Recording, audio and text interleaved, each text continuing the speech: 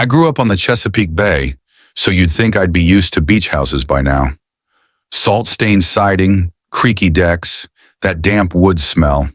I've seen it all. But this place was different. My buddy Ray picked it up cheap at an auction a year ago, swore it was going to be his forever getaway. I don't know why he invited me to house sit while he was working overseas for a few months, but I couldn't say no. Free place to crash, walking distance from the water, no neighbors for at least 100 yards.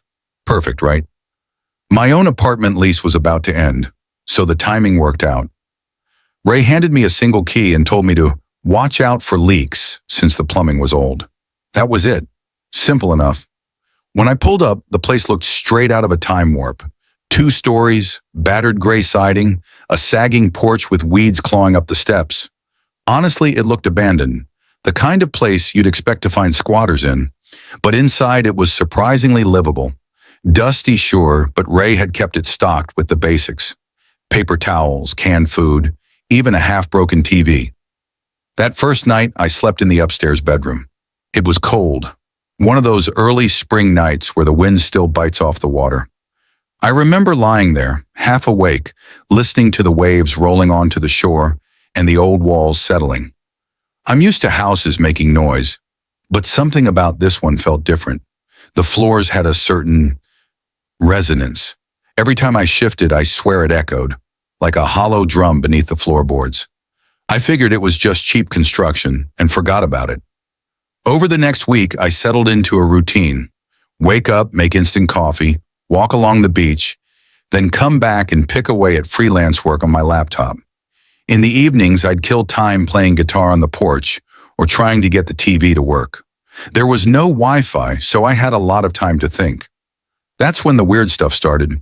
It was little things at first. Footsteps when I was sure I was alone. I'd be in the kitchen making eggs and hear something move upstairs, like a slow, deliberate shift. I'd go look, but nothing. Doors I'd left closed were open. Things went missing. A lighter I'd left on the counter, a spoon, my flashlight. I kept telling myself it was just me being paranoid. I mean, Ray had told me this place had issues and old houses are unpredictable, but one night changed everything.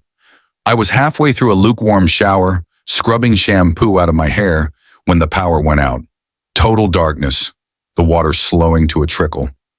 I stood there for a second, water dripping down my back, so trying to orient myself. Then I heard it.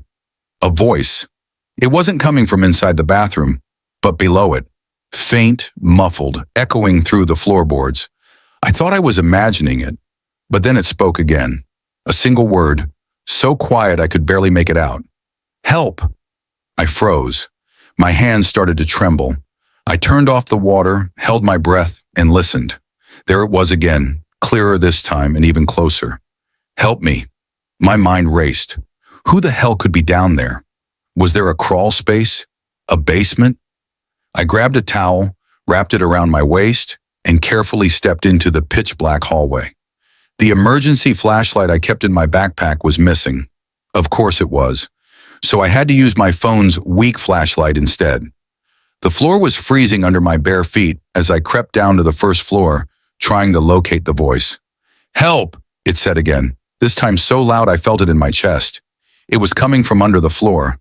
I scanned the floorboards with my phone light, looking for any hatch, any crawl space door. Nothing, just old oak boards nailed tight. But the voice kept coming, rhythmic, as if someone was trapped right under me, repeating the same word over and over. Help! Help! Help! Every hair on my body stood on end.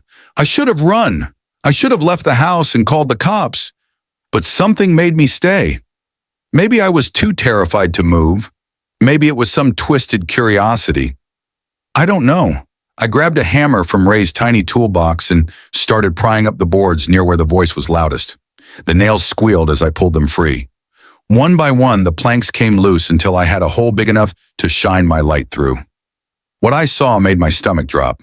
There was a crawl space after all, but it was deeper than any normal crawl space, almost like a hidden room beneath the house. And in the corner, hunched up against the concrete wall, was a man. He was so filthy I barely recognized him as human at first.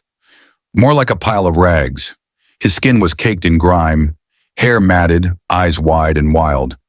He shielded his face from my light like he hadn't seen brightness in years. How long have you been down there? I croaked. He didn't answer. He just rocked back and forth, whispering help over and over. I should have left. I should have sealed the hole and called the police. But something in his voice, something so desperate, made me stay. Can you stand up? I asked. He looked at me with those hollow eyes, then slowly shook his head. I told him I'd call for help, but when I pulled out my phone, I realized there was no signal. Of course there wasn't. No Wi-Fi, no bars, nothing. I tried to reassure him I'd get help from town in the morning, but he didn't seem to hear me. That night, I barely slept.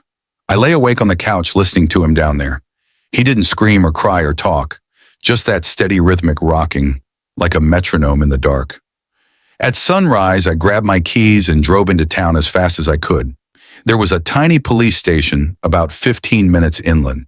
I told them everything, and I expected them to jump out of their chairs. But they just stared at me, blank-faced. The officer in charge said, "Under the floor? Are you sure?" I practically shouted, "Yes! There's a man under the house. Please, you have to come check." They agreed to send someone. When we got back, I showed them the hole I'd made, empty. The crawl space was there, sure, but no one was inside. Not even a trace. No footprints, no rags, nothing. Just bare dirt and concrete walls. I was losing my mind. I tried to explain what I'd seen, what I'd heard. The cop just shook his head and told me I'd been alone too long and maybe needed a break. They left after a quick look around, not even bothering to search the property. After they pulled out of the driveway, I was alone again. That night, I patched the floorboards back as best I could. I wanted to believe the police that I'd hallucinated the whole thing, but deep down, I knew what I'd seen, what I'd heard. I tried to sleep upstairs again, but around 2 a.m., I was jolted awake by a sound that made my blood run cold. Thump, thump, like someone crawling under the floorboards directly beneath my bed. Then that voice again, impossibly close, as if it was whispering straight into my ear through the mattress. "Help me." I leapt out of bed, grabbed my stuff, and ran out of that house in nothing but my sweatpants. I didn't look back. I drove through the night until I was back in the city, promising myself I'd never set foot there again. Ray tried to get me to come back a few weeks later, after he returned from his trip. I told him no way. I didn't even want to talk about what I'd seen. Sometimes in the quiet hours of the night, I still hear it. Help. Help. Help. I don't know what or who was under those floorboards, but if you ever find yourself alone in a strange house and you hear a voice coming from beneath your feet, don't open it up, no matter how human it sounds.